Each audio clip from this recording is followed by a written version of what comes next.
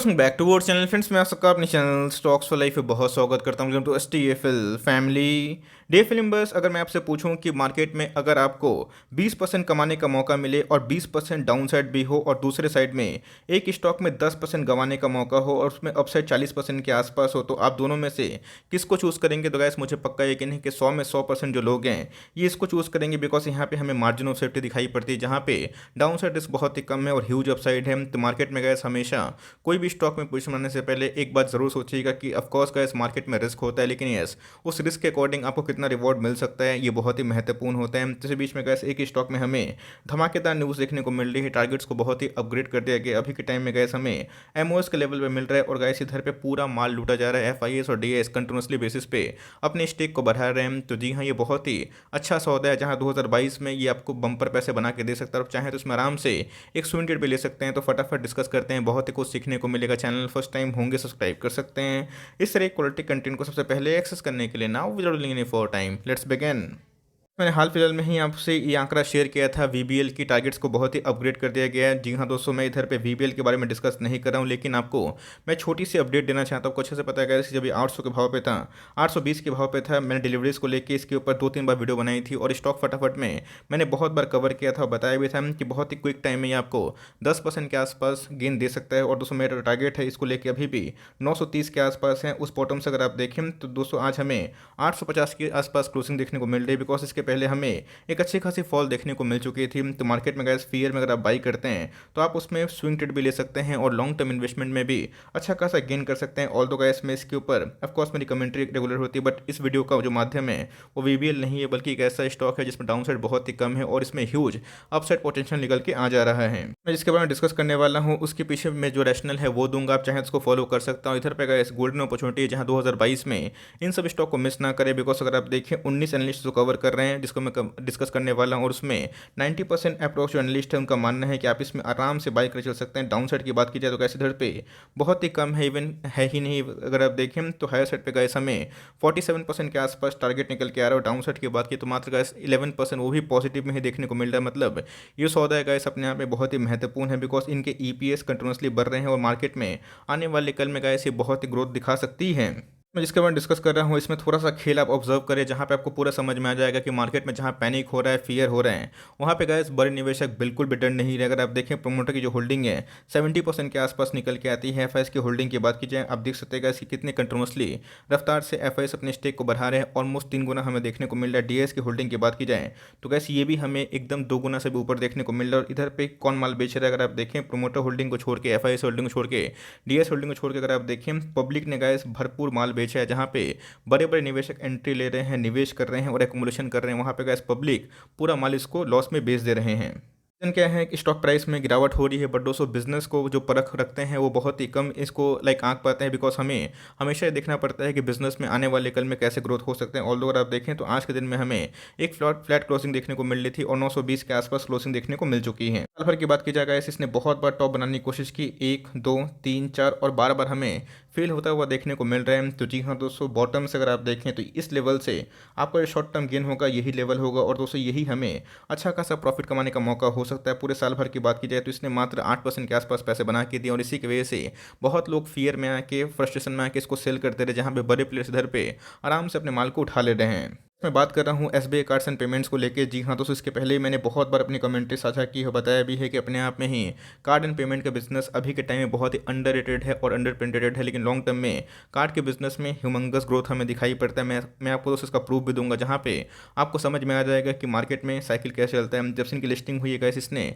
ऐसा कोई बड़ी पैसे नहीं बनाए, लेकिन मैं बॉटम से ऑफकोर्स गैस 2 गुना की रफ्तार हमें देखने को मिल चुकी है। अगर आप देखें इधर पे मॉर्गन स्टैनली ने आज के दिन फिर से एसबीआई कार्ड को लेकर ओवरवेट की रेटिंग दी है। जी हाँ दोस्तों, आज अगर आप देखें तो 920 के आसपास हमें एक क्लोजिंग देखने को मिल रही है और इधर पे अगर आप देखें तो ओवरवेट का जो टैग है ये देखने को मिल चुका है, बिकॉज स्ट्रॉन्ग जो इंडस्ट्री है वो ग्रोथ हमें देखने को मिल रही है। और जो नवंबर का सीजन था उसको को पता है क्रेडिट कार्ड में अच्छी खासी सेल्स हमें देखने को मिली थी और हिस्टोरिक लेवल पे गैस क्रेडिट कार्ड का बिजनेस हमें 1 लाख करोड़ के आसपास सेल्स करता हुआ दिखाया था। तो जी हाँ, अपने आप में गैस बहुत ही एक शानदार बिजनेस मॉडल है और स्पेंडिंग पावर इंडिया का आने वाले कल में ज़रूर इन्हेंस हो सकता है। और जिस हिसाब से गैस एक कल्चर क्रेडिट कार्ड को लेकर इमर्ज हुआ है, बहुत लोग इसको अफोर्ड भी कर रहे हैं, उसको चला भी रहे रहे हैं। तो जी हाँ दोस्तों, एमडीआर चार्जेस को लेके एक नेगेटिव न्यूज़ थी, बट मुझे ऐसा कोई बड़ी नेगेटिविटी दिखाई नहीं पड़ती है और शॉर्ट टर्म में गिरता भी है। तो गैस आपके लिए बहुत ही अच्छा मौका हो सकता है, जहाँ पे अच्छे स्टॉक्स को आप आराम से बिना डरे हुए निवेश कर सकते हैं और चाहें तो एक छोटा सा स्टॉप लॉस लेके फर्दर समय में पोजीशन को बना भी सकते हैं। ऐसा मतलब होना चाहिए इनके नंबर से, इनके सेल से, इनके प्रॉफिट से। बिकॉज मार्केट में दोस्तों हमेशा याद रखिएगा, ईपीएस पे ये मार्केट चलता है। आप जितना भी हाथ पाँव मार लें, बिना ईपीएस की बढ़त से गए स्टॉक मार्केट में आप कहीं पैसा नहीं बना सकते। अगर आप देखें इनके जो ग्रोथ है एकदम ह्यूमंगस हमें देखने को मिल रहे हैं। 2020 और 2021 एक स्लो डाउन पीरियड था, जहाँ पे क्रेडिट कार्ड कंजम्पशन काफ़ी कम होता हुआ देखने को मिला था because of the pandemic and the lockdown. But अगर उसके पहले अगर आप देखें, कंपनी के जो सेल्स थे 5,000 करोड़ से 9,000 करोड़ के आसपास निकल के आ रहे। कंपनी के प्रॉफिट अगर आप देखें एकदम हमें अच्छे खासे बढ़ते हुए देखने को मिल रहे। नेट प्रॉफिट की बात की जाए तो 600 करोड़ से गए 2020 तक हमें एकदम उछाल देखने को मिल रहा था। लेकिन 2021 की बात की जाए तो एनपीए के इशू की वजह से इनके प्रॉफिटेबिलिटी भी डाउन हमें देखने को मिल रहा है। बट दोस्तों आरबीआई ने बताया है कि अभी के टाइम में जो एनपीए है वो 8.2% से लेकर 6.9% के आसपास निकल के आ रहा है, जो अपने आप में ही एक बहुत ही हेल्दी साइन है। और इन सब एनबीएफसी में आने वाले कल में ट्रेमेंडस रिकवरी देखने को मिल सकती है। कोई छोटी मोटी कंपनी नहीं है। अगर आप देखें इसका जो मार्केट कैप है 86,000 रुपीज़ इन करोड़ के आसपास है। स्टॉक का पी है थोड़ा सा हाई हमें देखने को मिलता है, लेकिन यस इसमें काफ़ी अभी के टाइम में वैल्यू इमर्ज हो चुकी है बिकॉज अपने ऑल टाइम हाई से हम 200-250 के आसपास डिस्काउंट रेट में अवेलेबल है। स्टॉक अगर आप आरओई निकालें तो भाई हमें 17% के आसपास निकल गया था, जो अपने आप में बहुत ही शानदार। फेस वैल्यू हमें 10 दिखाई पड़ जाते हैं। बस मैंने आपको हमेशा इनके बिजनेस के बारे में समझाने की कोशिश की और बताया भी है कि यूपीआई, बहुत लोग यूपीआई से कंफ्यूज होते हैं कि सर जिस हिसाब से हम लोग यूपीआई यूज़ करते हैं फ़ोन पे, गूगल पे या फिर पेटीएम, आने वाले कल में क्या कार्ड बिजनेस चलेंगे। दोस्तों यूपीआई कॉन्सेप्ट एकदम अलग हमें देखने को मिलता है। यूपीआई आपको इधर पे क्रेडिट नहीं देती है और इसके पहले भी गए हमने बहुत सारे यूपीआई पेमेंट जो मॉडल है वो हमें यूएस में भी देखने को मिले थे। बट कार्ड का बिजनेस गैस अभी भी अच्छा खासा बढ़ते हुए देखने को मिल रहा है। बाई नाउ पे लेटर वाले जो स्कीम है, इससे गैस ऐसा कोई बड़ा इंपैक्ट देखने को नहीं मिलेगा बिकॉज आपको पता है कि वेरियस प्लेटफॉर्म पे, चाहे अमेजोन की बात की जाए, फ्लिपकार्ट की बात की जाए, उसमें हमें कैशबैक देखने को मिलता है। तो सारे के सारे कंपनी, चाहे वो आईसीआईसीआई बैंक की बात की जाए, एसबीआई कार्ड्स की बात की जाए, एचडीएफसी बैंक की बात की जाए, उन सब के क्रेडिट कार्ड कंजम्पशन में काफ़ी इंक्रीज हमें देखने को मिल रहा है और जिस हिसाब से इकोनॉमिक पटरी पे आएगी तो गैस इसकी स्पेंडिंग हमें अच्छे खासे बढ़ते हुए देखने को मिलेंगे। तो मुझे गैस यूपीआई कोई थ्रेट दिखाई नहीं पड़ता। लेकिन यस, जो आरबीआई ने बोला था कि एमडीआर चार्जेस को थोड़ा सा कम करने की आवश्यकता है, जहाँ पे बहुत लोग इस इंटरफेस को यूज़ करें, तो यस ये छोटी सी एक डेंट है। लेकिन इसको लेके मॉर्गन स्टैनली की बात की जाए, बड़े बड़े ब्रोकर्स की बात की जाए, इसको लेके बहुत ही बुलिश है और इसी की वजह से गैस एफआईएस और डीआईएस ने कंटिन्यूसली बेसिस पे अपने माल को उठा लिया है। मुझे लगता है इसका जो बॉटम है यही देखने को मिलता है। मार्केट दोस्तों अपने आप में ही अनप्रेडिक्टेबल है। तो मेरे हिसाब से अगर आपको अभी भी स्विंग ट्रेड लेना है तो गैस इसका जो लो था 880 के आसपास, आप इसको छोटा सा स्टॉप लॉस लेके फर्दर आप चाहे तो गैस 1000 के आसपास या फिर 1020 के आसपास टारगेट ले सकते हैं। बिकॉज मुझे लगता है कि एक बार रिवर्सल देगा तो एकदम दोस्तों 1000 के आसपास ही जाने की कोशिश कर सकता है। आरएसआई इंडेक्स की बात की जाए तो वीकली चार्ट पे गैस हमें ओवरसोल्ड जोन पे जाता हुआ देखने को मिल रहा है। तो मेरे हिसाब से गैस ये एक डबल अपॉर्चुनिटी है, जहाँ पे छोटा सा स्टॉप लॉस लेके फर्दर आप स्विंग ट्रेड भी ले सकते हैं। जो इनका हमें लो देखने को मिल रहा था 880 के आसपास, जो इसने लास्ट वीक ही अचीव करा था, आप चाहें तो थोड़ा डीप स्टॉप लॉस 860 के आसपास भी ले सकते हैं अगर आपको इधर पे स्विंग या फिर पीटी लेना है। बट मेरे हिसाब से लॉन्ग टर्म वाले आराम से इसको होल्ड एंड कंटिन्यू करें और पैनिक में तो बिल्कुल ना बेचें। इसको लेकर मेरी रेगुलर कमेंट्री होती है क्योंकि बहुत लोग इसमें निवेश भी किए हुए हैं, तो आप फंसे हुए नहीं है। कंपनी अपने आप में ही शानदार बिजनेस मॉडल को होल्ड करती है। आप लॉन्ग टर्म टिके रहेंगे तो भाई इसमें एक रिवॉर्ड भी होगा और मुझे लगता है कि 2022 में गए इसमें एक अच्छी खासी हेल्दी साइन रिकवरी हो सकती है। उसके लिए बैंक एनबीएफसी कैसे डायरेक्शन पे जा रहे हैं और बैंक एनबीएफसी जो ट्रेंड है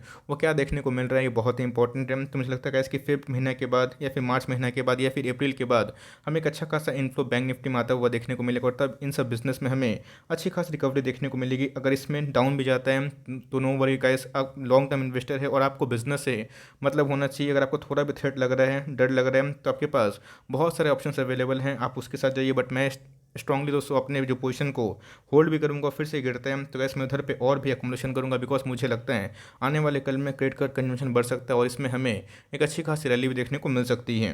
आपका क्या व्यू है कमेंट बॉक्स में ज़रूर ड्रॉप करिएगा। सिर्फ टारगेट्स को देख के निवेश मत करिए बल्कि बिजनेस को देख के निवेश करें। मुझे लगता है कि यही इसका बॉटम है और उसके बाद इसमें एक रिवर्सल आ सकता है। मैं गलत भी जा सकता हूँ बट यस लॉन्ग टर्म में अगर आप इसमें लिए हुए हैं तो होल्ड एंड कंटिन्यू करें बिकॉज कंपनी अपने आप में ही एक प्रॉफिट मेकिंग कंपनी है और देश की नंबर 1 जो बैंक है सरकारी, ये गैस इसकी बैकअप लाइक पेरेंट कंपनी है। तब कोर्स इनके कस्टमर कभी कम नहीं होंगे। लॉन्ग टर्म में एक नोट छापने की मशीन बन सकता है। तो गैस अपने व्यूज़ को ज़रूर साझा करें। तो मिलते हैं जल्दी, तब तक के लिए बाय।